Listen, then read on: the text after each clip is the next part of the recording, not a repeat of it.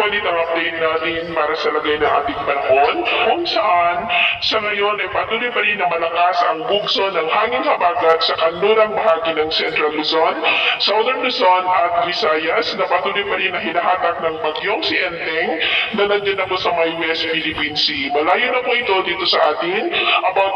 191 km west of Lawag, Ilocos Norte, na taglay ang lakas ng hangin na maabot pa rin sa 75 kilometers per hour. Posibleng lalakas yan bilang super typhoon sa susunod na 24 to 48 hours at tutumbugin na ang southern part ng China ngayong weekend. At sa ating long-range forecast, may mga namamagitan dito na posibleng pabumuo o mulit ng mga banta ng sama ng panahon sa kanluran at silangang bahagi ng ating bansa na magpapalakas ng habagat at ang development pa rin na ito ang ating pong babantayan.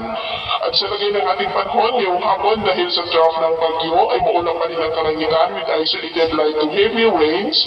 dyan po sa may Ilocos Region, Cordillera at ilang bahagi na lamang po ng Cagayan Valley. At dahil naman po sa habagat ay maunang ang kalangitan with isolated light to heavy rain sa malaking bahagi naman ng Central Luzon, Metro Manila, Calabarzon, Bicol Region, Mimaropa, ilang bahagi ng Western Visayas, Zamboanga Peninsula, Northern Mindanao, Caraga, Davao Region at Sorsogon na posibleng magtuloy-tuloy ang mga isolated rain sa ilang bahagi ng ating bansa hanggang mamayang gabi, kaya mag-ingat pa rin po tayo sa posibleng banta pa rin